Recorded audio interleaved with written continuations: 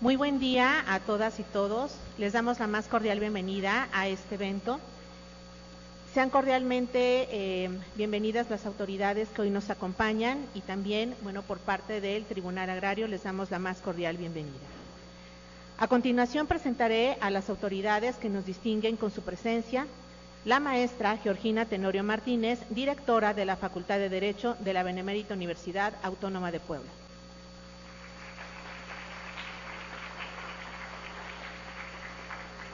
Maestro Óscar Alberto Silva Gómez, secretario académico de la Facultad de Derecho.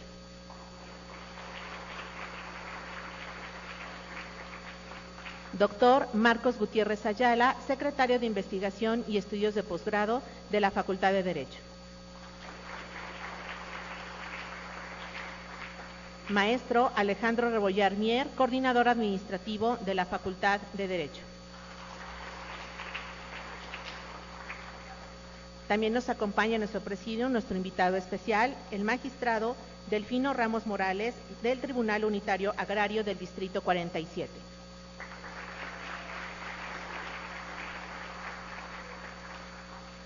También tenemos presente las autoridades como invitados especiales, la maestra Esther Tlatzani Conde, coordinadora de Derecho Modalidad a Distancia.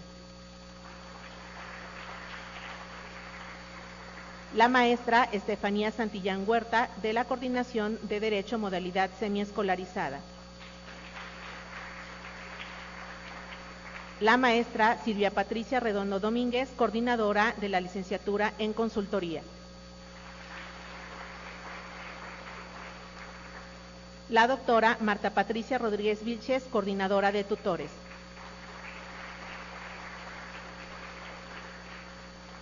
La doctora Regina Pilar Ballesteros Colón, coordinadora de PIEVA y becas. La maestra Indira Tepalcingo Domínguez, coordinadora de Derecho Modalidad Escolarizada. Y el maestro Sergio Barrera, coordinador del bufete jurídico de nuestra Benemérita.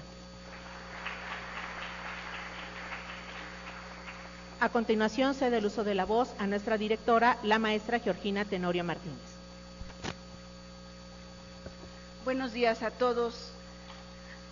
Sean bienvenidos a esta plática, a esta conferencia que nos va a impartir el magistrado Delfino Ramos Morales, dentro del marco del 8M.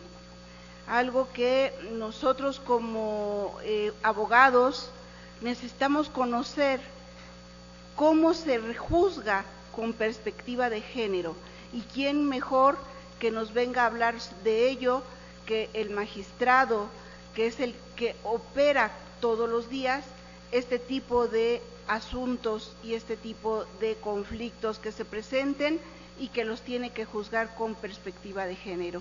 Él nos lo va a explicar, nos va a decir de qué manera se va a realizar.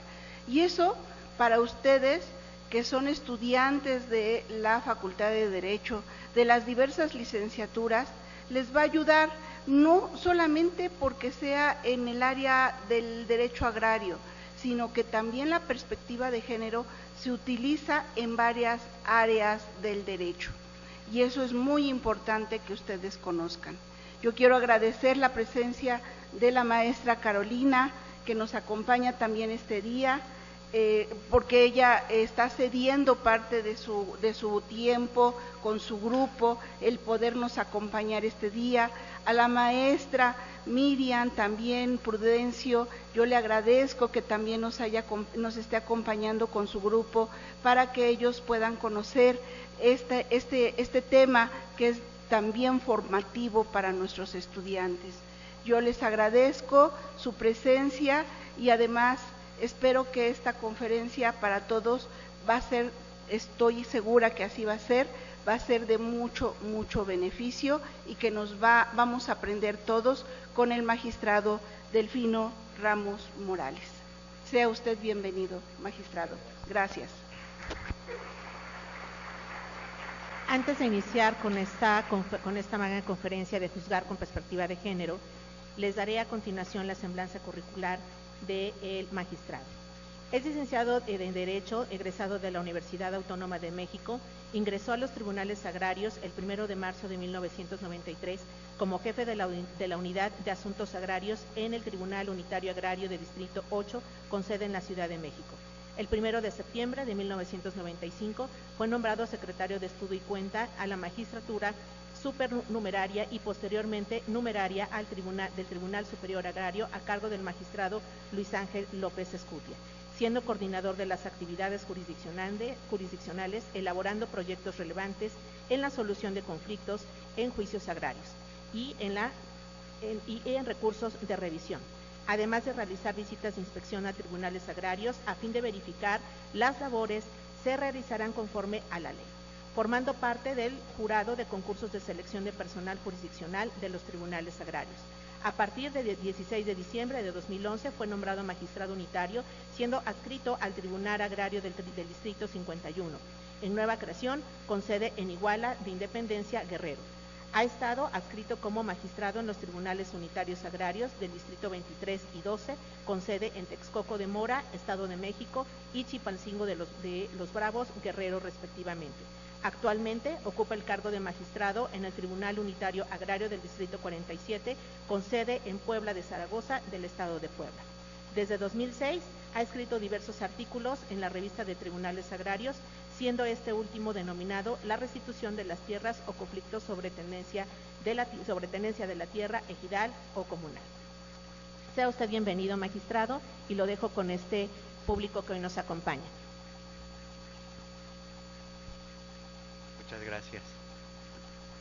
Muchas gracias por la presentación.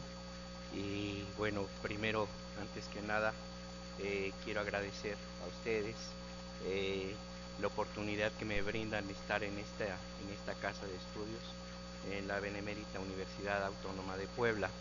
Es la segunda ocasión que estoy aquí en este lugar y me place mucho estar de nueva cuenta con ustedes. Agradezco también a la doctora María Lilia Cedillo Ramírez, que es rectora de esta universidad, a la maestra Georgina Tenorio Martínez, directora de la Facultad de Derecho de la Benemérita Universidad Autónoma de Puebla, al maestro Óscar Alberto Silva Gómez, secretario académico de la Facultad de Derecho, al doctor Marcos Gutiérrez Ayala, secretario de Investigación y Estudios de Posgrado de esta facultad, y finalmente al maestro Alejandro Adrián Rebollar Mier, coordinador administrativo de esta Facultad de Derecho. Todos ellos me acompañan en el presidio, agradezco su compañía, eso me da la oportunidad de sentirme arropado en esta casa de estudios tan importante.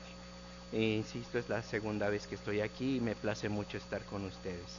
El tema que manejamos en la convocatoria fue juzgar con perspectiva de género.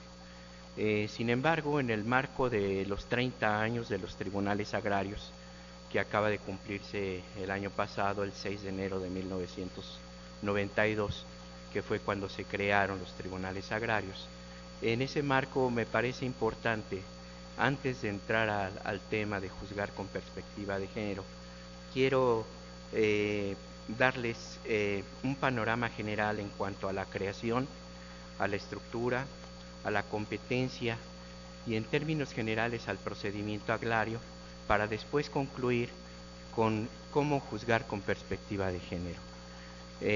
Me parece importante partir de este punto para que ustedes, yo sé que ya algunos de ustedes ya tienen el conocimiento de la materia agraria, porque sé que imparten la materia aquí en esta facultad, pero siempre es importante establecer un marco general para partir de esta materia. Como les dije, el origen de los tribunales agrarios surge a raíz de la reforma de 1992, del 6 de enero de 1992, donde se reforma el artículo 27 constitucional. Este artículo 27 constitucional señala el objeto primordial que tienen los tribunales agrarios, que es el de garantizar y dar certeza jurídica en el campo, a los ejidos, a las comunidades y a los pequeños propietarios también. Se establece que son de jurisdicción federal, todos los asuntos, todos los conflictos que tengan que ver con la materia agraria. Se establece en esta fracción 19 la creación de los tribunales agrarios, con plena autonomía para dictar sus fallos, y esta jurisdicción se ejerce en toda la República. Actualmente la competencia de los tribunales agrarios está en dos vertientes, una que es transitoria y otra que es ordinaria. Esta competencia transitoria deviene de la Ley Federal de Reforma Agraria, que fue derogada en el mismo año de la creación de la Ley Agraria, que fue el 26 de febrero de 1992. Esta competencia transitoria, tanto del Tribunal Superior como de los tribunales unitarios, está prevista en los artículos transitorios del decreto que reformó el artículo 27 constitucional, también de la Ley Agraria y de la Ley Orgánica. Estas leyes, la Ley Agraria y la Orgánica, fueron promulgadas el 26 de febrero del mismo año de 1992. Esta competencia transitoria en la cuestión del Tribunal Superior Agrario se refiere a la dotación, a la ampliación y a nuevos centros de población ejidal. Esos son procedimientos que se venían ventilando conforme a la Ley Federal de Reforma derogada. En cuanto al Tribunal Unitario, le queda la competencia transitoria respecto de los asuntos de restitución de tierras y respecto de los procedimientos de reconocimiento y titulación de bienes comunales. En esas dos vertientes, tanto del Tribunal Superior como del Tribunal Unitario, se centra esta competencia transitoria que le denominamos. Cada día menos, porque se ha venido resolviendo tanto en el Tribunal Superior como en el Tribunal Unitario, todos estos procedimientos que nosotros les denominamos de rezago agrario. Cada día hay menos dotaciones de tierras, menos ampliaciones de ejido que resolver y mucho menos nuevos centros de población ejidal. Los procedimientos de los que conocía el Tribunal Unitario Agrario también son menores. Ya es escasos los asuntos que tenemos de RTBC, salvo aquellos que se vienen revitalizando con motivo de los amparos que se interponen, pero son menos. Procedimientos de privación de derechos agrarios, procedimientos de controversia sobre posesión y goce, que también contemplaba la Ley Federal de Reforma Agraria anterior. Realmente en el tribunal a mi cargo ya no hay ninguno que esté pendiente de resolver. Entonces realmente esa competencia transitoria pues ya es histórica, salvo que vaya surgiendo alguna reposición de procedimiento con motivo de amparo. La competencia ordinaria de los tribunales agrarios se encuentra prevista en la Ley Orgánica de los tribunales. En este caso la del Tribunal Superior está en el artículo 9 de la Ley Orgánica de los Tribunales Agrarios. Son varias la competencia que tiene, pero básicamente me voy a referir a la competencia que tiene como órgano de segundo grado o de tribunal revisor de las sentencias que emite el Tribunal Unitario Agrario solamente en 3 supuestos, que es el conflicto por límites entre núcleos agrarios o con particulares, en los procedimientos de restitución de tierras ejidales o comunales, en contra de actos de autoridades administrativas, jurisdiccionales o de particulares, y respecto de la nulidad de resolución de autoridad agraria. Hay más competencias que tiene el Tribunal Superior, pero se centra fundamentalmente en la resolución de recursos de revisión. Esto por lo que hace a la competencia. La competencia del Tribunal Unitario, como les dije, está prevista en el artículo 18. Es una serie de acciones que prevé la misma ley y que establece que los tribunales unitarios tienen competencia dependiendo del territorio que les corresponde. Actualmente en Puebla hay 2 tribunales unitarios agrarios, uno de ellos ya dirigido por la magistrada María Antonieta Villegas, que ya tuvo la oportunidad de estar aquí con ustedes, y el otro que presido mi persona, presido yo, que es el Distrito 47. Entre estos dos tribunales tenemos distribuida todo el territorio de Puebla, y hay otros tribunales aledaños, alternos, que tienen competencias pequeñas del estado de Puebla, como es en Cuautla, como es Tlaxcala, en fin, son tribunales que están aledaños, pero por la cercanía que tienen con los pueblos, se decidió que la competencia fuera de estos tribunales. Esta integración, ya la integración de los tribunales agrarios, ya les hice referencia. Al Tribunal Superior se encuentra integrado por 5 magistrados numerarios y una magistratura supernumeraria. Esta magistratura supernumeraria tiene como función suplir la ausencia de alguno de los magistrados numerarios. Por otro lado, los tribunales unitarios agrarios, actualmente hay 54 tribunales distribuidos en toda la República Mexicana y 3 sedes alternas. Todos estos tribunales manejan toda la problemática social que tiene la materia agraria en todo el territorio de la República. Actualmente tenemos aproximadamente de 45 a 50 mil expedientes en trámite en todo el territorio nacional. El tribunal a mi cargo más o menos tiene un promedio de 1,200 asuntos en trámite. El año pasado cerramos con 1,280 y tantos expedientes recibidos, o sea, es un buen número. Y resaltaba también la labor del equipo que tengo a mi cargo, de mi personal, tanto jurisdiccional como administrativo, porque logramos emitir arriba de 850 sentencias en el año pasado. Entonces, parece poco, o para algunos será poco, pero para mí representa una cantidad importante, sobre todo considerando la carga de trabajo que tiene este tribunal.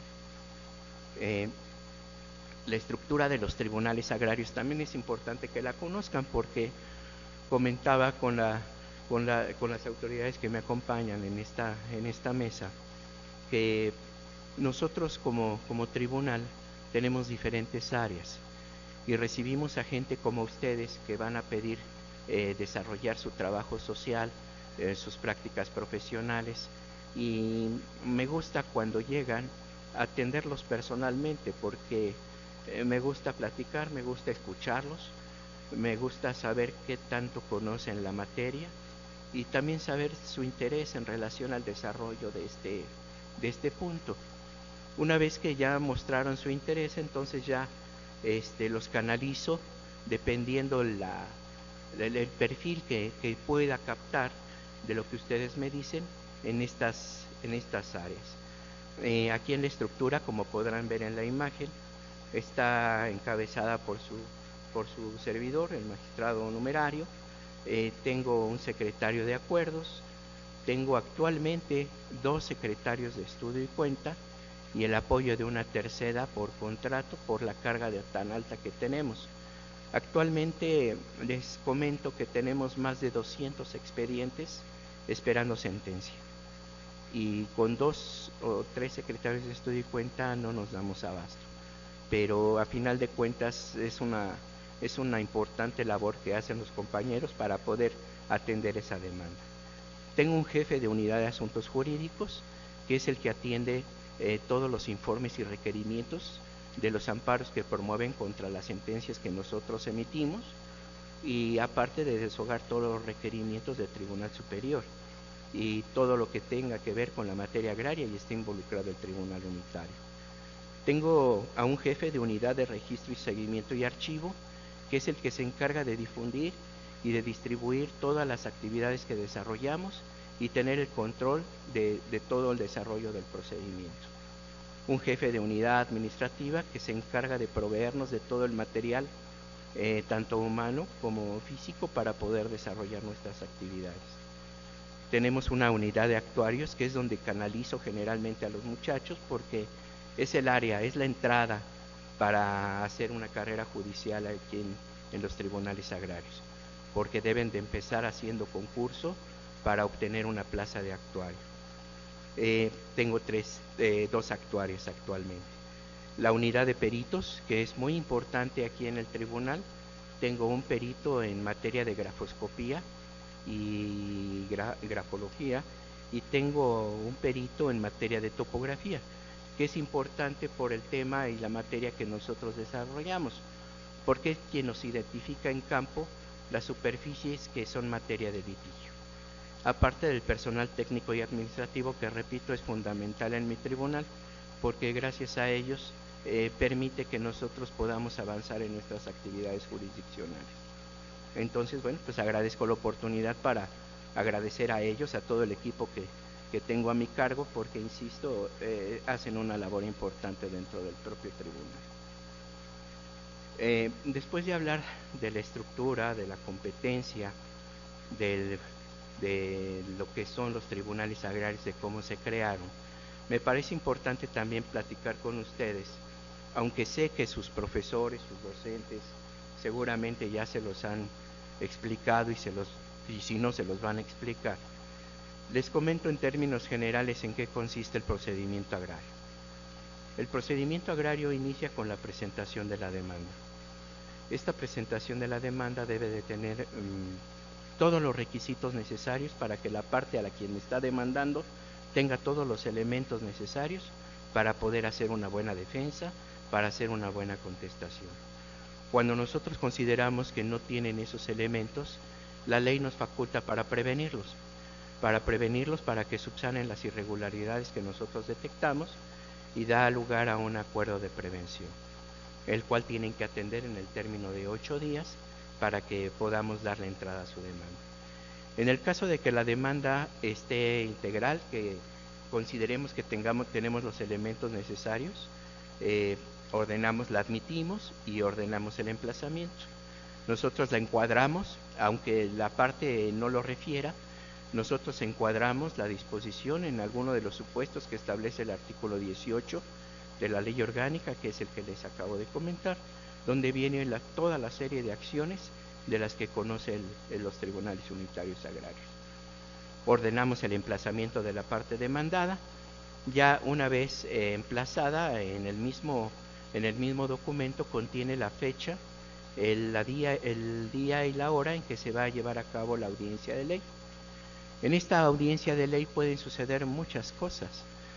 Generalmente la audiencia de ley no se celebra el día que señalamos, porque la persona que está demandada no fue correctamente emplazada, porque no la localizaron en el domicilio, porque comparece la parte demandada y no trae asesoría legal, porque requiere el apoyo de la Procuraduría Agraria, que es quien presta el servicio gratuito en la materia.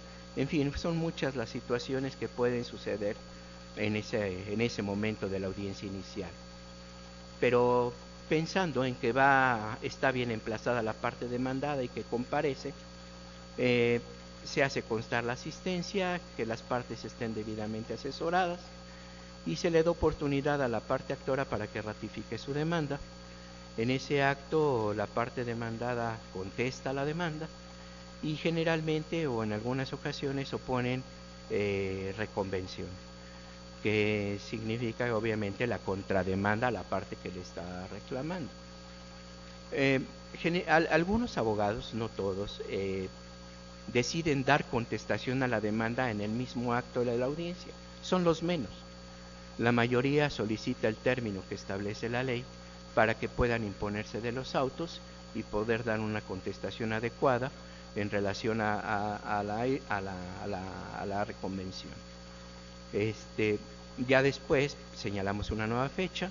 En esa nueva fecha ya comparecen las partes, cuidamos que estén debidamente asesoradas las partes y fijamos la litis. Establecemos, después de la ratificación, fijamos la litis, la relación que tiene la jurídica procesal de las partes, lo que están reclamando y en qué se va a centrar el problema del asunto.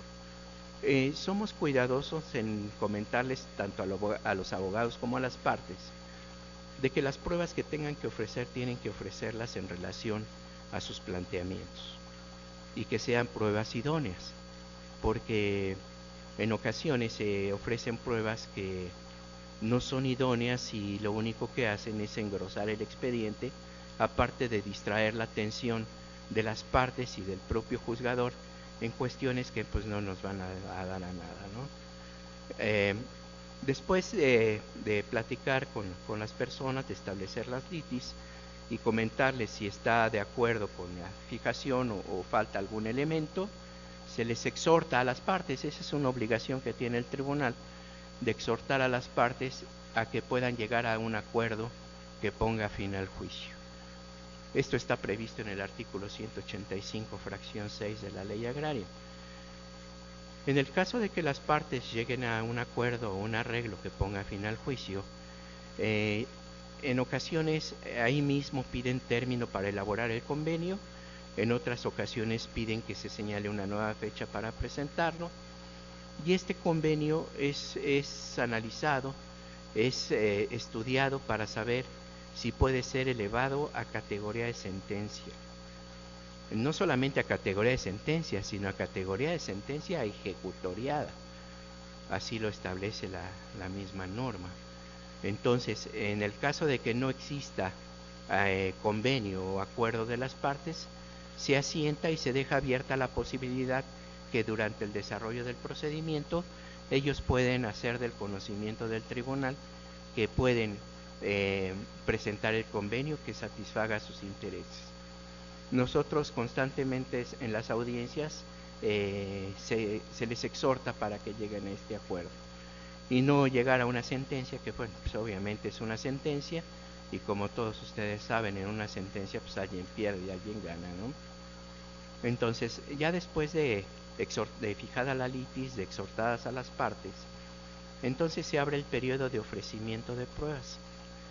Este ofrecimiento de pruebas, la parte actora generalmente ofrecen la confesión, la confesional y la declaración de parte que está prevista también en el artículo 185. Ahí a los abogados, al menos en mi tribunal, se les hace hincapié en que opten por una u otra prueba, ya que ambas tienden a obtener la declaración de la parte contraria. Entonces, esta prueba confesional, pues obviamente la sujetamos a lo que establece el Código Federal de Procedimientos Civiles, que es de aplicación supletoria a la materia, y la prueba de declaración de parte es más amplia, es más abierta.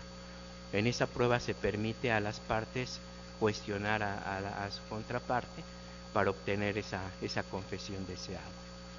Se ofrece la prueba testimonial, la inspección ocular y en la mayoría de los asuntos la prueba pericial topográfica, porque generalmente los problemas que surgen en el tribunal, la mayoría tienen que ver con la entrega, la desocupación y entrega de tierra, de parcelas, de solares, en fin, tiene que ver con esta entrega de tierra. Entonces es vital la prueba, es una prueba idónea dentro del procedimiento.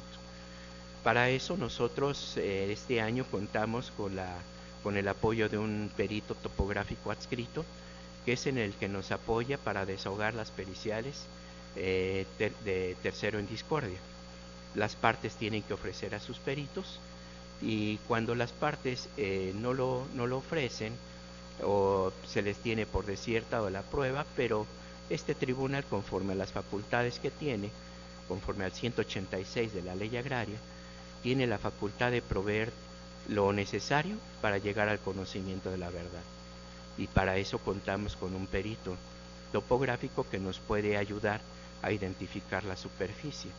Y eso obviamente nos reduce los tiempos del procedimiento. Desafortunadamente, y les soy franco, muchos de estos procedimientos que tenemos en trámite se han dilatado precisamente por la falta de perito que teníamos antes, porque le solicitábamos apoyo a las diferentes instituciones de Puebla y en algunas ocasiones lo negaban, en otras ocasiones lo otorgaban, pero pues sí era un problema para que ellos rindieran el dictamen, y eso provocaba que se dilatara mucho más el procedimiento y que, bueno, a final de cuentas mostraba o generaba enojo de las partes por esa razón. Sin embargo, pues hasta no era una cuestión imputable al tribunal, pero a final de cuentas hemos logrado ahora con la designación de un perito topográfico poder desahogar o cerrar instrucción de todos estos procedimientos. Una vez desahogadas las pruebas en su totalidad y que el tribunal se cerciore de que cuenta ya con todos los elementos necesarios, la información al Registro Agrario Nacional, en fin, ya cuenta con todos los elementos, se cierra la instrucción. Se cierra la instrucción y se dicta sentencia. Ahorita más adelante voy a hacer referencia a la estructura de la sentencia, que es donde precisamente va a entrar la cuestión de perspectiva de género, que es el tema que nos trae en esta ocasión. Después de que la sentencia causa ejecutoria, ya que nos cercioramos de que corrieron los términos, tanto para promover el amparo directo, que es el que procede conforme al artículo 200 de la Ley Agraria, que ya no promovieron amparo en el término de ley, el amparo directo, o que tampoco promovieron el recurso de revisión ante el Tribunal Superior en los tres supuestos que les acabo de comentar: el conflicto por límites, la restitución de tierras y la nulidad de resoluciones de autoridad agraria. Elaboramos el acuerdo de ejecución o de declaración de ejecutoriada la sentencia. En varias ocasiones tienen ejecución aparejada, entonces tenemos que ordenarle a la brigada integrada por el perito como por los actuarios para que vaya a ejecutar la sentencia. Actualmente tengo 43 asuntos pendientes de ejecución, pero créanme que aun cuando ya se tiene sentencia definitiva es muy complicado ejecutar una sentencia. Obviamente en última instancia pedimos el apoyo de la fuerza pública cuando es estrictamente necesario y tratamos de convencer a la gente de que perdió el asunto y que tiene que cumplir. En ocasiones ha surtido efecto y ha habido entregas voluntarias, pero en la mayoría de los casos no. Entonces ha impedido mucho esta situación. La otra, bueno, pues ya la ejecución de la sentencia. Entonces, esto en términos generales, esta es la parte del procedimiento, y es donde ustedes como estudiantes de la carrera de Derecho pueden participar en todo en esta etapa y dentro de esta estructura de los tribunales unitarios. En términos generales ya les expliqué cómo está integrado, y en cualquiera de esas áreas que les llame la atención, ustedes pueden llegar y prestar su servicio social, con todo el apoyo y con toda la disposición por parte del personal del tribunal de que ustedes aprendan, de que ustedes se desarrollen y también de que ustedes nos apoyen, porque es muy importante contar con manos. Actualmente manejamos una plantilla de 20-21 personas, que es poca para el número de asuntos que tenemos, pero a final de cuentas creo que la función primordial que tenemos la atendemos, la cumplimos, porque hemos recibido buenos comentarios del servicio que presta el tribunal y del personal que trabaja con nosotros. Entonces eso habla bien del tribunal y de las personas que laboramos en él, y tiene mucho que ver con la dignidad humana, que es de lo que voy a abordar más al ratito. Bueno, entonces ya entrando un poquito en materia, quiero platicar con ustedes en relación a las causas que dieron origen a la reforma constitucional de 2011.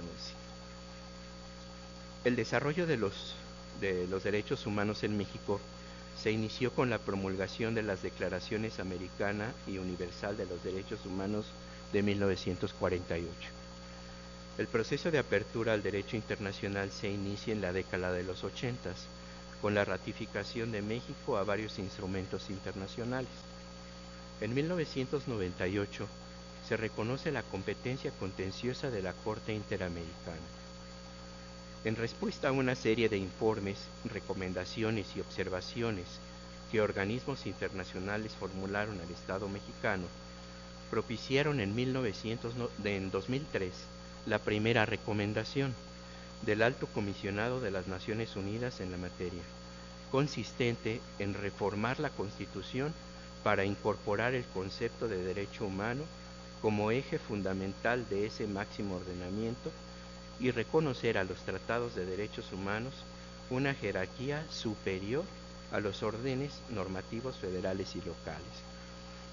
Este último punto, como sabemos, ya fue motivo de resolución de la Corte, donde estableció la igualdad y la regularidad constitucional, tanto de los tratados internacionales como de la norma constitucional.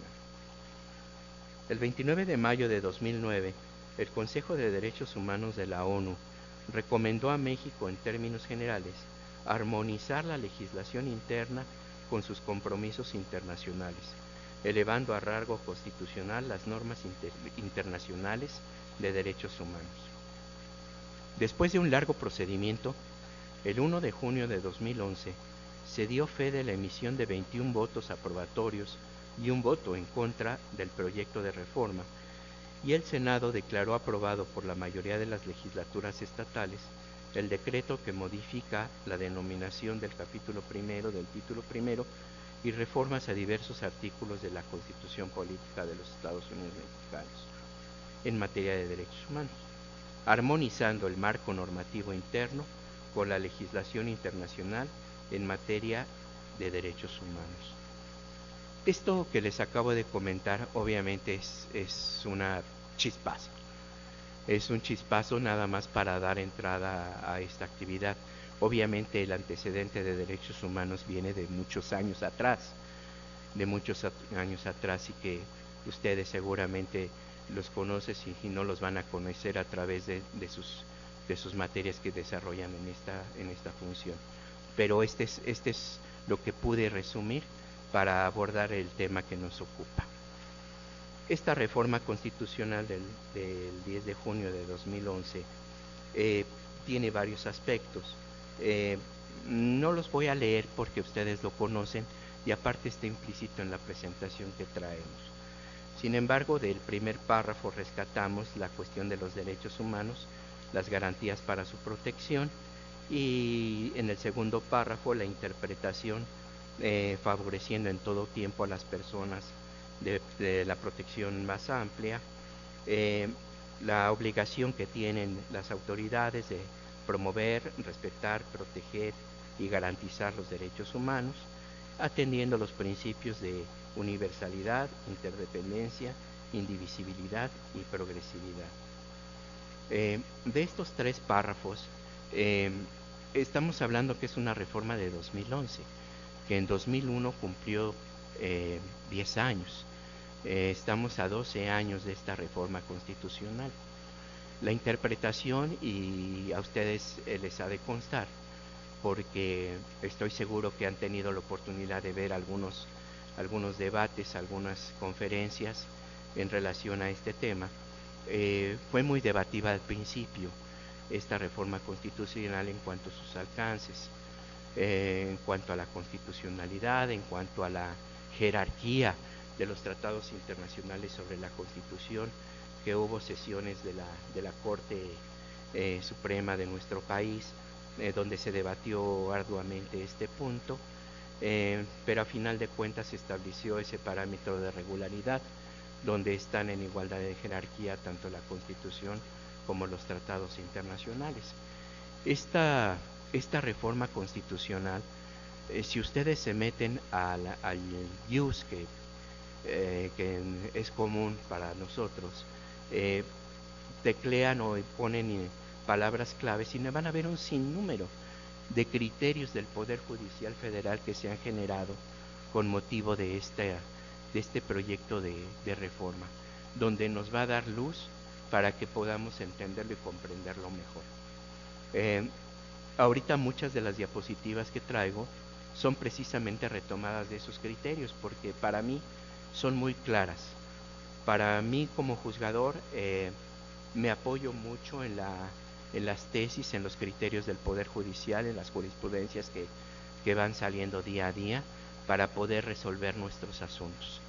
Sobre todo porque si ustedes ven y teclean en materia agraria van a ver que aun cuando es una materia especializada no tiene el nivel que tiene en número la materia civil, la materia penal, la materia laboral, la materia mercantil, pero a pesar de todo eso la materia agraria es una materia especializada y no es fácil. Ustedes pueden ver que el procedimiento como se los acabo de describir, pues han de pensar que pues es muy sencillo. Llego, presento mi demanda y si no está mal, pues me la corriges porque tienes la obligación de suplirme la deficiencia, la queja, dice mucha gente, que para mí no es deficiencia de queja, es deficiencia del planteamiento de derecho como lo establece el artículo 164. Entonces, cómodamente los abogados llegan y presentan su escrito y dicen, bueno, pues si está mal, pues ahí súpleme. Ahí súpleme y pues quieren que le supla uno hasta las pruebas, ¿no?, que tienen que ofrecer. Entonces, les digo, parece que es un procedimiento muy sencillo, muy ágil, pero no lo es. Y si tienen oportunidad de estar conmigo en el tribunal, se van a dar cuenta de que no es un procedimiento tan sencillo. Pero bueno, a final de cuentas, este procedimiento ya generó muchos criterios, muchas tesis, jurisprudencias relevantes, importantes, que han dado pauta, han orientado el criterio de los juzgadores agrarios, y que eso permite que mantengamos un criterio que en ocasiones no se comparte, ¿no? A veces en la misma sucesión de derechos agrarios, que parece sencillo, que está previsto en dos artículos, los artículos 17 y 18, vieran qué problema es para que poderlo entender, incluso dando pauta para que se generen criterios interesantes. Bueno, después de este pequeño preámbulo, retomamos el artículo primero de constitucional, particularmente en el último párrafo, que dice: queda prohibida toda discriminación motivada por origen étnico o nacional, el género, la edad, discapacidades, la condición social, las condiciones de salud, la religión, las opiniones, las preferencias sexuales, el estado civil o cualquier otra que atente contra la dignidad humana y tenga por objeto anular o menoscabar los derechos y libertades de las personas. Este es el párrafo fundamental que conlleva a la perspectiva de género. Aquí en este pequeño párrafo se encierra todo lo que tiene que ver con la perspectiva de género, que son las llamadas categorías sospechosas, que también si ustedes analizan, si ustedes buscan en el IUS, teclean categorías sospechosas y le van a salir un sinfín de criterios que son interesantes también investigar y se los recomiendo para que lo investiguen. Pero volviendo al punto de la dignidad humana, porque ahí es donde centramos nosotros en la materia agraria esta situación, porque la vemos día a día. Ahora, como concepto de dignidad humana, yo estuve buscando, pero la verdad me gustó este concepto que está previsto en el registro 2012-363, si quieren anotarlo para que lo vean o lo consulten después. Dice que la dignidad humana funge como un principio jurídico que permea en todo el ordenamiento, pero también como un derecho fundamental a favor de la persona y por el cual se establece el mandato constitucional a todas las autoridades e incluso particulares de respetar y proteger la dignidad de todo individuo, entendida esta en su núcleo más esencial como el interés inherente a la persona por el mero hecho de serlo, a ser tratada como tal y no como un objeto, a no ser humillada, degradada o envilecida. Este concepto creo que para todos es muy claro y engloba en términos generales lo que tiene que ver con la perspectiva de género y lo que nosotros tenemos que proteger. Nosotros como operadores jurídicos, como juzgadores, ustedes como personas también, todos estamos involucrados en este concepto. Necesitamos que nos respeten y nosotros también respetar a las personas. Brindarles un buen servicio, una buena atención porque a final de cuentas todos somos personas y todos necesitamos de ello. Pero este concepto que ustedes ven aquí arriba me pareció que cumple con todas las características, que así es muy claro. ¿De dónde surge? ¿De dónde surge juzgar con perspectiva de género? Esto ustedes lo han escuchado varias veces y insisto, esto es un resumen muy breve, muy pequeño. Es una resolución de muchas hojas, pero esto surge a raíz del caso conocido como Campo Algodonero, del asunto de Caso González y otras contra México. Este asunto se trata del primer gran referente sobre la obligación de juzgar con perspectiva de género, que alude a la responsabilidad internacional de México por la falta de diligencia en la investigación de las desapariciones y feminicidios de Claudia Ivette González, Esmeralda Herrera y Laura Berenice Ramos. La Corte Interamericana de Derechos Humanos concluyó que los derechos se enmarcaron en un reconocido contexto de violencia contra la mujer en Ciudad Juárez, Chihuahua, y dispuso, que es lo más importante, que el Estado mexicano debe garantizar la investigación y el desarrollo de los procesos judiciales con una perspectiva de género. Este caso fue emblemático porque a final de cuentas puso el dedo donde México y las autoridades de nuestro país no había reparado, y si había reparado pues no había hecho caso en atenderlo. Aquí tienen que ver mucho las cuestiones de estereotipos que tienen las personas o que se tienen las personas en relación a las mujeres, y las situaciones que dan pauta precisamente a la protección de las mujeres en particular. Y este caso emblemático de la Corte implica que nosotros establezcamos el juzgar con perspectiva de género, y da pauta también, da apoyo con esta resolución o esta reforma constitucional de la obligación que tienen los tribunales agrarios. ¿Cómo juzgar con perspectiva de género? Esta perspectiva de género implica cuestionar la aparente neutralidad de las normas, que es el primer punto. Visibilizar que en muchas ocasiones éstas se construyen sobre los estereotipos con expectativas y roles sociales asignados en forma arbitraria a hombres y mujeres en virtud de su género. Para juzgar bajo esta perspectiva, es necesaria la aplicación de los estándares más altos de protección de los derechos de las personas, los cuales se encuentran en diversas fuentes con el fin de respetar la dignidad humana y hacer efectivos los derechos de hombres y mujeres. Retomo el punto del artículo 1 constitucional del concepto de dignidad humana y de esta parte fundamental que debemos de atender nosotros como operadores jurídicos, como juzgadores y como todas las personas, de hacer efectivos los derechos de hombres y mujeres, cuidando o protegiendo esta dignidad humana. Ahora, en el desarrollo del procedimiento y con base en los hechos y planteamientos de las partes, tenemos que advertir un estándar mínimo de análisis sobre diversos aspectos en las diferentes fases del proceso. Este registro que ustedes ven aquí arriba es el registro 2011-433. Es un criterio del Poder Judicial Federal que establece este estándar mínimo.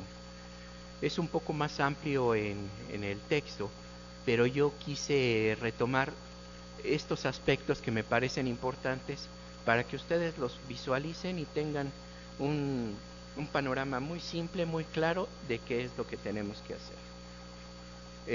Se habla de un estándar mínimo, habla de situaciones de poder.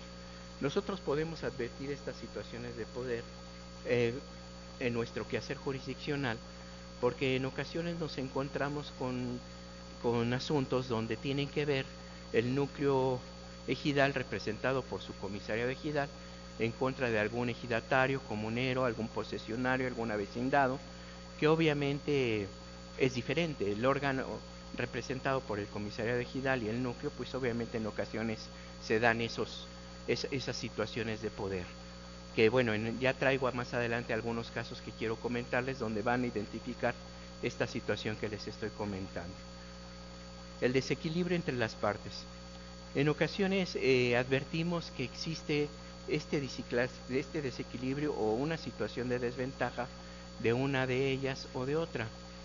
Es común que en los juicios agrarios tengamos conflictos entre padres, entre los progenitores y sus descendientes, o viceversa, entre la esposa, la concubina, o el esposo y algún concubino, entre la concubina e hijos del titular, y generan esas situaciones de desventaja donde tenemos que buscar nosotros un equilibrio y obviamente buscando el estándar mínimo del análisis. Traigo aquí más adelante algunos asuntos, algunos casos que quiero comentarles para que ustedes puedan entender cómo manejamos esta situación dentro del tribunal. La vulnerabilidad de las personas. En la materia agraria atendemos asuntos de personas de edad avanzada, personas de arriba de 80, 90, 96 años, 98 años, que me ha tocado ver a algunas personas, donde hemos establecido la vulnerabilidad a la que se enfrentan los adultos mayores y en ese desequilibrio, situación, desventaja en la que se encuentran con sus propios familiares, desafortunadamente, y que a pesar de que nosotros nos esmeramos como juzgadores y el personal a mi cargo en tratar de que haya algún consenso, acuerdo, donde las partes puedan obtener beneficios para ambas, es muy difícil poder atenderlo. Créanme, a veces es más difícil atender un conflicto familiar que un conflicto entre otras personas. Buscar una solución justa e igualitaria, eso es lo que queremos, eso es lo que buscamos. Porque nosotros desde que presentan la demanda y ya más o menos empieza uno a dar idea de qué es lo que se trata. Ya tenemos un panorama un poco más completo cuando se contesta la demanda y se entabla la relación jurídica procesal. Y ya sabemos de qué se trata el asunto, a reserva de las pruebas que van a ofrecer. Pero ya más o menos podemos identificar cuál es la situación y qué es lo que viene y cómo lo vamos a abordar y cómo lo vamos a tratar, porque hay asuntos que tenemos que tratar con mucho tiento, con mucho cuidado. Esto en términos generales son supuestos o aspectos que nosotros tenemos que analizar o estudiar o advertir de los asuntos que llegan al tribunal para poderlos advertir. Ahora, la justicia agraria y la perspectiva de género. ¿Cómo se engloba esta perspectiva en la justicia agraria? Dice, en el quehacer jurisdiccional agrario convergen diversos aspectos que inciden en la generalidad de la perspectiva de género. De ahí que los operadores jurídicos en la materia deben estar atentos a los planteamientos de las partes, que es lo que les acabo de comentar, partiendo de la base de que es el Estado, por conducto de sus órganos e instituciones, el que debe proteger los derechos de las personas en términos de ley, porque de eso no podemos apartarnos.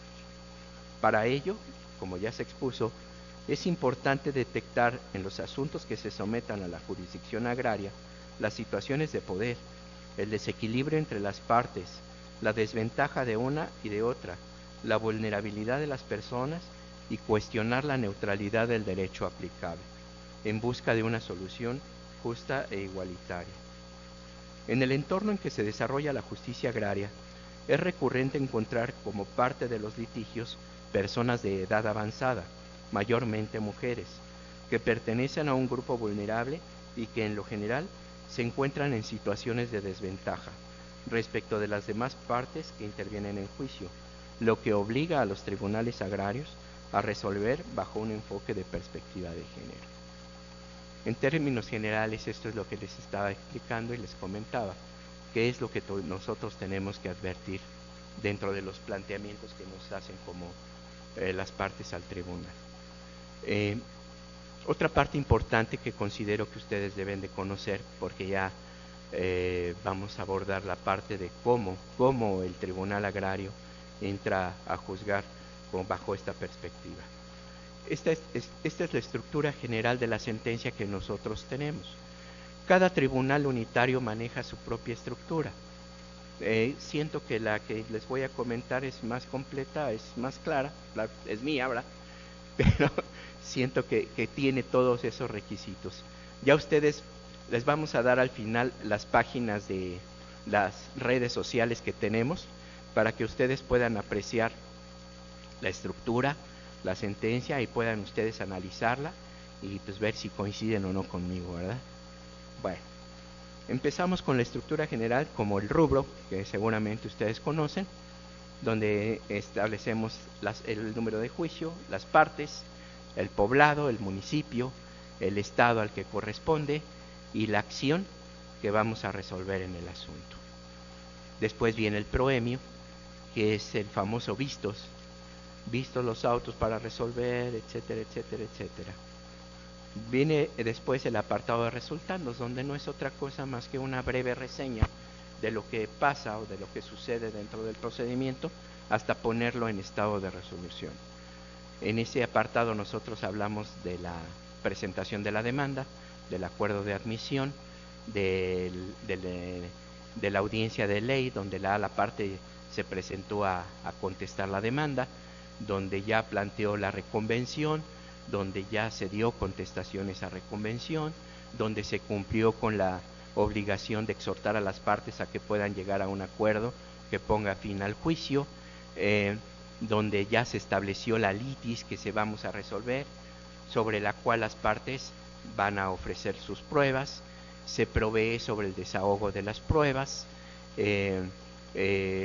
algunas se desahogan por su propia naturaleza, como son las documentales, y en otras se preparan las pruebas cuando son pruebas periciales, son inspecciones, son testimoniales, en fin. Y en ese apartado ya llega todo contenido esto que les estoy comentando, hasta que se formulan los alegatos, se cierra la instrucción y se turna el asunto para sentencia. El otro apartado importante son los considerandos. En estos considerandos primero hablamos de la competencia. Primero tenemos que establecer la normatividad con la cual este tribunal o el tribunal agrario es competente para conocer del asunto que están planteando las partes. El segundo es la litis, donde establecemos la relación, el problema que tienen las partes y qué es lo que el tribunal tiene que resolver, tanto en la acción principal como en la acción reconvencional en su caso. En el tercer considerando hablamos de las excepciones y defensas. En este apartado generalmente, no sé por qué, pero creo que es un vicio que ya se viene arrastrando de muchos años. Les digo porque desde que yo era pasante de Derecho en un despacho lo hacía, y el abogado que era el titular del despacho me hacía que lo pusiéramos en la demanda, aunque pues realmente luego no servían para nada, porque nos ponen a excepciones como, y sobre todo en latín, que son cosas que no deben de ser. Nos ponen sine actione agis, por ejemplo, ¿no? Y seguimos arrastrando esos vicios, ¿sí? Mutati non libelli, y seguimos poniéndolo, ¿no? Improcedencia de la acción, sí, pues es algo que vamos a determinar al final, ¿no? ¿Que es falso lo que está diciendo el señor? Pues sí, pero tienes que acreditarlo con tus pruebas, ¿no? La obscuridad de la demanda, bueno, pues es que era ambigua, ¿no? Pues no fue ambigua, tan es así que contestaste la demanda y ofreciste pruebas. Entonces son vicios que venimos arrastrando de muchos años. Les digo, desde que yo era pasante lo hacíamos, o el abogado titular me decía que lo pusiera. A veces no sabía ni de qué se trataba, no sabía ni qué era, pero bueno, yo lo ponía porque decía que lo pusiéramos, ¿no? Pero en fin, son cuestiones que nosotros como abogados, sobre todo litigantes, tenemos que ir reduciendo. Tenemos que tratar de ser más objetivos, centrarnos más en los hechos respecto de lo que queremos o de lo que queremos defender, lo que pretendemos y lo que queremos defender, porque eso va a permitir que ustedes puedan hacer una defensa adecuada de las personas que están representando. Pero bueno, ya después de este análisis de las excepciones y defensas, viene la apreciación de pruebas. En este caso nosotros analizamos las pruebas que ofrece la parte actora, la parte demandada, Y en un apartado especial hablamos de las pruebas comunes. En estas pruebas comunes metemos la inspección ocular y metemos también las pruebas periciales. Después hablamos en términos generales de los antecedentes del asunto, porque el artículo 189 de la Ley Agraria obliga al tribunal a apreciar los hechos y las pruebas en conciencia y a verdad sabida. Entonces es importante que antes de entrar al análisis del asunto, establecemos cuáles son los antecedentes del asunto, cuáles son los hechos que nos están planteando y que están sometiendo a la jurisdicción del tribunal, para después analizarlos o enfrentarlos con las pruebas que cada uno ofreció. Y eso permite que tanto los abogados como las personas que representan tengan claridad de por qué estamos resolviendo de una manera determinada, ya sea a favor o en contra. El que gana, que sepa por qué gana, y el que pierde, que sepa por qué pierde, y de manera clara para que pueda recurrirlo ante la instancia que corresponda. Entonces, ya después de este análisis que hacemos, entramos a lo que son las consideraciones previas al estudio de fondo, que es donde ya empezamos a analizar esta situación de vulnerabilidad de las personas de edad avanzada. Aquí nosotros lo advertimos o consideramos si de acuerdo a los hechos que plantearon, de las pruebas que llegaron, advertimos ese grado de vulnerabilidad de las personas. Y en este apartado decimos que en relación a los planteamientos se advierte esto, que se trata de una persona tal, en fin, esto y lo otro, y que en este caso tenemos que atender este tipo de protocolos. La ley de adultos mayores, protocolos, en fin. Visibilizar situaciones de violencia, discriminación o vulnerabilidad de las personas. Es el mismo apartado. Nosotros en este asunto es donde visibilizamos si de lo que plantearon las partes advertimos estas situaciones y decimos, aquí es necesario analizarlo. En el caso de un menor de edad o de un infante, tenemos que aplicar el protocolo de infantes y adolescentes porque se está desprotegiendo los derechos de un menor. Entonces tenemos que tomar en consideración esa situación. El derecho a no vivir en un entorno de violencia familiar. Es muy común que las mujeres, particularmente mujeres, hombres sí los hay, pero son menos. Pero mayormente las mujeres viven en ese entorno de violencia, viven en un entorno de violencia en el campo, donde nosotros como tribunal y los tribunales agrarios en general, en este marco que comentaba la titular de la facultad del Día Internacional de la Mujer, tenemos foros que en los viernes de justicia agraria, si tienen oportunidad véanlo, se lo recomiendo, son todos los viernes a las 8:30 de la mañana en la página de los tribunales agrarios, se aportan temas interesantes y hace unos días tuvimos la posibilidad de escuchar algunas personas que son integrantes de comisariados y de consejos de vigilancia que son violentadas, que son agredidas, son discriminadas por el propio órgano de dirección y que no les permite desarrollar su función, que a pesar de que ellas son presidentas del Consejo de Vigilancia o tesoreras, no les permiten desarrollar su actividad. Entonces, esa violencia es muy latente en este tipo de asuntos. No se diga en los casos de hijos y progenitores, ¿no? También se advierte y también se ve como un asunto que les voy a comentar en un momento más. Luego ya viene dentro de la propia estructura de la sentencia, ya después de haber advertido estas situaciones, ya hacemos el análisis del fondo del asunto, pero ya apreciando estos hechos, estas pruebas y todo el planteamiento y el bagaje que tenemos para proteger los derechos de las personas, ya sea de los niños, de las niñas, de las personas adultas mayores, en fin. Y ya vienen los puntos resolutivos de la sentencia. Ahora, traigo unos criterios donde hemos aplicado, en mi quehacer jurisdiccional, como lo escucharon en un principio, yo fui designado como magistrado en el año de 2011 y mi primera adscripción fue en el Tribunal de Iguala Guerrero.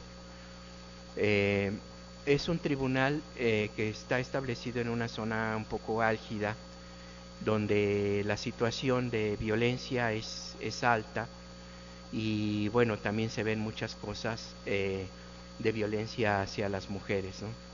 La violencia es cotidiana, día a día en ese tribunal. Y se pudieron advertir algunas situaciones de esta naturaleza. En 2011 fue cuando me adscribieron a ese tribunal y fue cuando surgió la reforma que ya platicamos del artículo primero constitucional. Y entonces estaba apenas en desarrollo, estaba en pañales esa reforma y estaban apenas generándose ese tipo de criterios. Sin embargo, pues con miras a eso y con la propuesta, con la excitativa del entonces ministro de la Corte, que en una resolución de la Asociación Mexicana de Impartidores de Justicia decía que nos atreviéramos a juzgar con perspectiva de género y proteger los derechos humanos, que nos atreviéramos porque era un campo nuevo para los juzgadores. Entonces en esa visión o con esa intención, y yo recién nombrado magistrado, pues traía todas las pilas puestas para hacerlo, ¿no? Entonces se prestaba el campo porque había muchas situaciones de desventaja y de vulnerabilidad de las personas. En el estado de Guerrero hay mucha migración, hay muchas personas que se van a trabajar a Estados Unidos, muchas personas que se van a trabajar a otros estados de la República y pues dejan desprotegidas todas sus tierras, sus parcelas, a su familia, y de repente después de muchos años pues vienen a sacar a la persona que está ocupando ya sea el solar urbano, su casa, o bien de las parcelas a su pareja, a su esposa, a sus hijos, porque resulta que ya trae otra esposa, ya trae otros hijos y dice esa casa es mía porque era de mis padres y yo te dejé viviendo ahí. Entonces ellos vienen con esa idea de que es mía. Entonces la pobre señora resulta que un día se encontró con que sacaron todas sus cosas al patio y ya no la dejaron entrar. Entonces son situaciones que de veras luego no las cree uno, ¿no? Pero suceden. Entonces a pesar de que el señor ya traía otra familia, otros hijos, pues obviamente no podías llegar y sacar a la señora con la que tuvo sus hijos aquí y era el lugar donde estableció su domicilio conyugal, y ahora de buenas a primeras viene y la saca, ¿no? Entonces son situaciones que se ven día a día y que tenemos que atender nosotros, atendiendo precisamente bajo esos principios de patrimonio de familia, de salvaguardar el derecho de las personas, de las señoras, de las personas, ¿no? Ustedes saben, en México no es común, pero muchas personas resulta que tiene 2 o 3 parejas. Y a la hora de la sucesión, pues nos enfrentamos a ese tipo de problemas, donde ya tenemos la demanda de la esposa y resulta que llega y tiene otra concubina, ¿no? Y los dos con familia. Entonces dice uno, bueno, son cosas que tenemos nosotros que analizar, checar la neutralidad de la norma y ver cómo lo vamos a resolver. Aunque les diré que en una jornada de justicia itinerante me encontré con otra situación de una señora que tuvo tres parejas. La señora tuvo 3 parejas y con cada una de esas parejas tuvo un hijo. Y lo curioso es que los hijos estaban de acuerdo, se conocían y se pusieron de acuerdo para que uno de ellos fuera el titular de los derechos. Pero bueno, dice uno 3 parejas. Ya platicando con ellos, pues ya se entera uno de que efectivamente el señor nada más llegó, tuvo al hijo y se fue. Llegó, tuvo otra pareja, le pasó lo mismo y con la otra pareja le pasó lo mismo. Y ahí tuvimos que aplicar el principio de mayor beneficio. ¿Sí han escuchado de él? ¿Del principio de mayor beneficio? ¿No? Hay un criterio del Poder Judicial, búsquenlo en el JUS y así dice, pónganlo, principio de mayor beneficio. Y ese principio nos sirve para precisamente ya no esperar o buscar a los padres de estos muchachos para poderles darles esa garantía de audiencia, porque como concubinos tiene un derecho preferente. Y aplicamos ese principio de mayor beneficio y hicimos este criterio que les acabo de comentar de neutralidad de la norma. Entonces dijimos, no, pues es imposible buscar a estos señores. Entonces, ¿para qué vamos a gastar en edictos? ¿Para qué los buscamos si los señores desaparecieron desde que nacieron estos muchachos? Y no muchachos, ya eran personas adultas. Entonces dijo, bueno, pues vamos a darles el derecho a estos señores. Pero insisto, este principio de mayor beneficio es de los que nos sirve para poder nosotros aplicar esta justicia que les acabo de comentar, que no tiene que ver tanto con la cuestión, porque a veces nos quedamos encuadrados con que la justicia de perspectiva de género es únicamente para mujeres, y no es así. La justicia, la perspectiva de género tiene que ver mucho con la dignidad humana de las personas. Por eso fui muy enfático en este concepto de dignidad humana. Y es donde ustedes tienen que reparar también y cuidar, ya sea en la profesión que ustedes se dediquen, ya sea litigando, como juzgadores, como investigadores, tienen que procurar llegar a ese concepto. Bueno, ya entrando a los criterios de aplicación que traigo al primero, ese es uno de los que les comento que no lo traigo, pero sucedió allá en Guerrero. En el primer criterio dice, al advertir el abuso y maltrato de una de las partes intervinientes dentro del juicio, al ser una mujer de 96 años de edad, debido a su estado de vejez y considerando la vulnerabilidad de las personas de edad avanzada, obligó al juzgador a proteger sus derechos, atendiendo a la desventaja en que se encontraba frente a sus contrapartes, su hijo y su nieto, quienes están obligados a brindarle una vida de calidad, libre de violencia, por lo que se resolvió conforme a derecho y se ordenó notificar al Instituto Nacional de las Personas Adultas Mayores, INAPAM, porque en uso de sus atribuciones vigilará el cumplimiento de las obligaciones de los familiares y en caso contrario, para que hiciera la denuncia correspondiente. Esta sentencia quedó firme y se dictó en el Tribunal Unitario Agrario 12, que tiene su sede en Chilpancingo, Guerrero.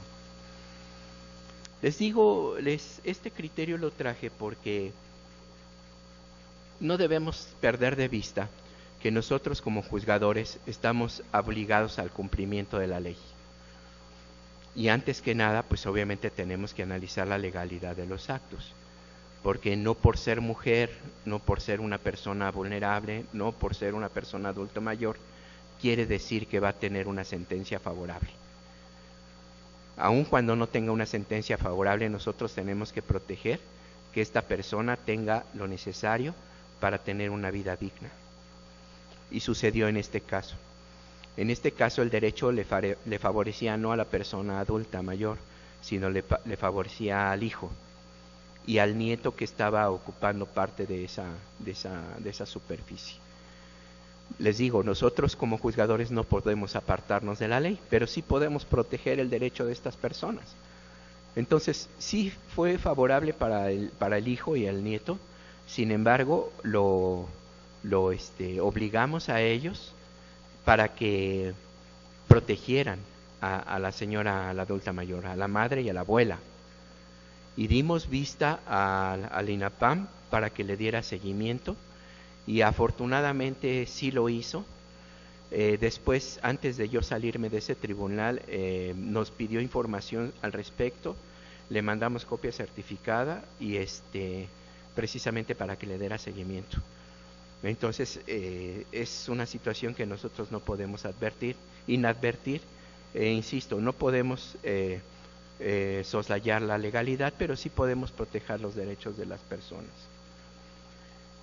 En el caso siguiente, es un asunto también de Chilpancingo, Guerrero, y ahí establecimos que el derecho a vivir en un entorno libre de violencia forma parte del catálogo de los derechos humanos que deben considerarse integrados al orden nacional, al estar reconocido en diversos tratados internacionales como lo son la Convención sobre Derechos del Niño, la Convención Interamericana, para prevenir, sancionar y erradicar la violencia contra la mujer, la Convención Belén do Pará, la Convención sobre Eliminación de todas las formas de discriminación contra la mujer, y la Declaración sobre la Eliminación de la Violencia contra la Mujer, y al derivar los derechos a la vida, a la salud, a la dignidad de las personas, a la igualdad y al establecimiento de condiciones para el desarrollo personal reconocidos en la Constitución Política de los Estados Unidos Mexicanos. O sea, el derecho a vivir en un entorno libre de violencia forma parte de ese catálogo de derechos humanos y lo vincula con estas disposiciones constitucionales y derechos que tienen, como son la dignidad, la salud, la vida y la igualdad. En este caso particular fue interesante porque el hijo demandó a su madre la desocupación y entrega de una parte de su casa.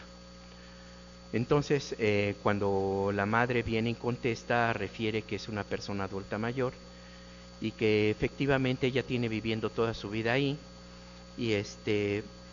y resulta que el hijo, para reclamarle a su madre, se sustenta en en un acuerdo que emitió el comisariado ejidal.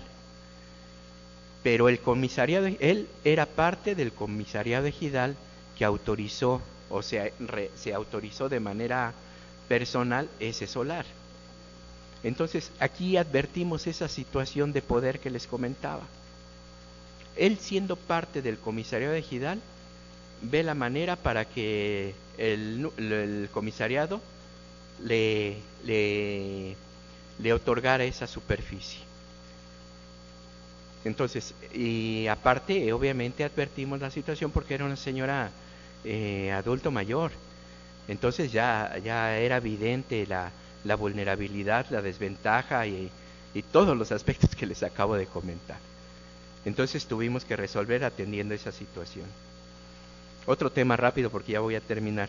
El menor nacido fuera del matrimonio tiene derecho a heredar en concurrencia con el cónyuge supérstite. Aquí nosotros aplicamos el protocolo para la infancia en favor del menor, porque el menor era hijo de una concubina del titular de los derechos agrarios. Entonces la esposa y la concubina vienen a reclamar, pero la concubina dice, pero yo tengo un hijo menor.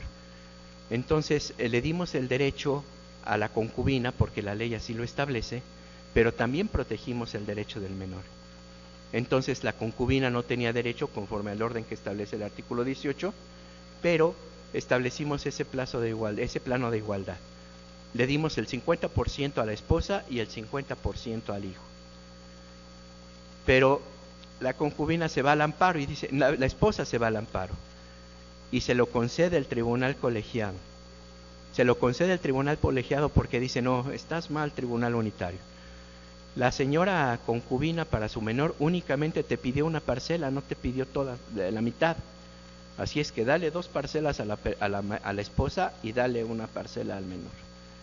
Este asunto fue muy interesante porque este amparo se concedió por mayoría, no fue por unanimidad, y se generó un voto particular, donde uno de los magistrados que integran el pleno disentía de los otros dos porque decía que el artículo 18 tenía que aplicarse a rajatabla, la esposa, la concubina y los hijos, y si había esposa tenía que darle el derecho a la esposa, y el hijo menor no tenía ningún derecho.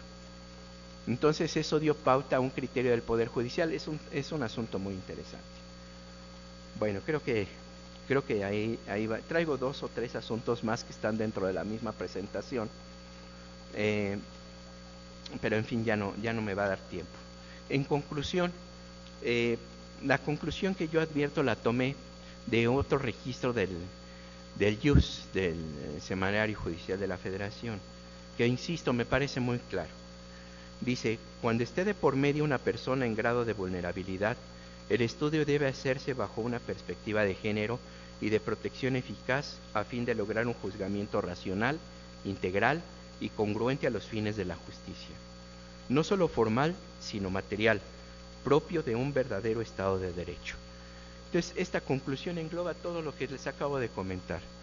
yo les sugiero que reparen mucho en la cuestión de la dignidad humana, que es donde parte el artículo 1 constitucional, y como ven, lo sigue todo el bagaje del estándar tanto nacional como internacional. Bueno, pues por su atención, y espero haber sembrado alguna cuestión que pueden ustedes atender e investigar.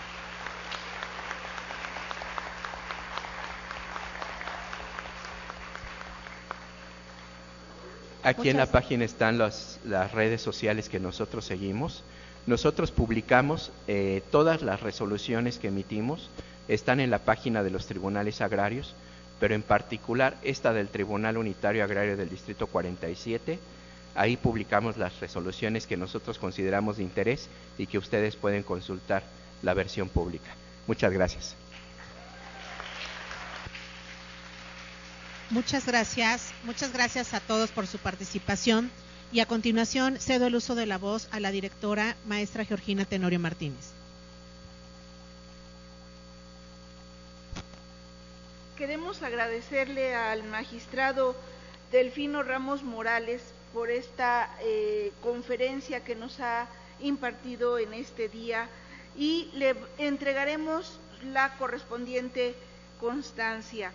La Benemérita Universidad Autónoma de Puebla, a través de la Facultad de Derecho, otorga la presente constancia al magistrado Delfino Ramos Morales por impartir la conferencia Juzgar con Perspectiva de Género, el día 16 de marzo del 2023, en esta unidad académica.